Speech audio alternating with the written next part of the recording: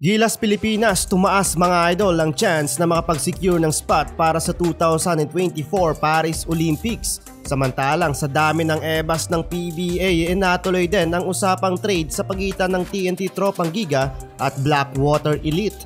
So ayun nga mga idol, nahiya pang aprubahan ng PBA ang trade deal sa pagitan ni Reynam Batak to Kit Montalvo ng mga nakarang araw. Kaya nagkaroon mga idol ng bagong package deal ang TNT para makuha ang rights ni Reynam Batak. And this time nga mga idol, it's official na TNT Tropang Giga na si Batak kasama mga idol sa package ng TNT, sina Kit Montalvo, Jewel Ponferrada at future second round pick ng TNT para sa PBA 53rd season. Win-win situation nga ba to mga idol para sa parehong koponan? Well, para sa aking opinion lang naman mga idol, isapat na dapat tong best point guard of MOA na si Montalvo sa package. Mukhang kalabisan nga to mga idol. Hindi na kailangan ng TNT ng scorer dahil merong Calvin Oftana at RR Pugoy dyan sa lineup. Yung kailangan kasi dapat ng TNT Tropang Giga yung legit na point guard kagaya ni Jason Castro.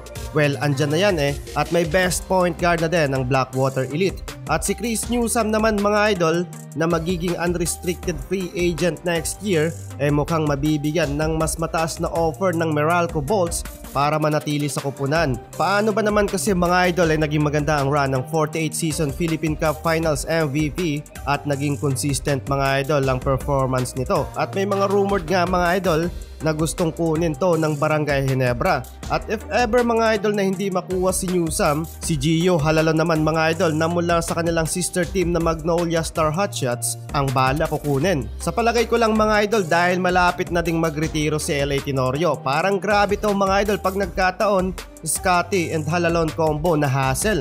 Ano sa palagay nyo mga idol? Samantalang sa SMC Group naman mga idol ay may rumor na din na magkakaroon ng trade. Eto nga mga idol, unofficial at rumored pa lang. Pero isa dyan mga idol si Kit Jimenez na kasama sa trade. Wala pang official na balita dito mga idol kung saang team nga ba to mapupunta. Pero para sa akin lang mga idol, sayang to si Kit. Kung nagagamit lang ng tama, may tira din sa labas at may hassle kung maglalaro. Ala TR7 din to mga idol, pati buhok at pangalan nga from TR7 may TRX din mga idol. Minalas lang nga to mga idol sa kanyang rookie season at hindi rin nakapaglaro ng maayos dahil sa injury issue.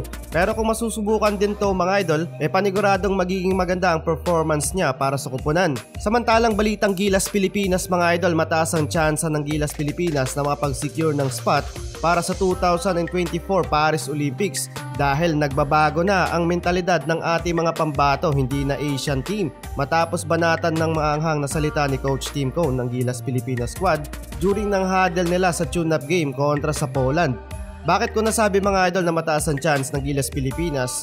Yung Poland kasi mga idol tinalo lang naman nila ang world ranker 12 na New Zealand at sa laban natin kontra sa Poland dikitad lang ang naging final score. Pero wag tayong pakampante dahil malalakas din ang bansang kasama sa OQT, pero suportahan lang natin mga idol ang ating mga pambato.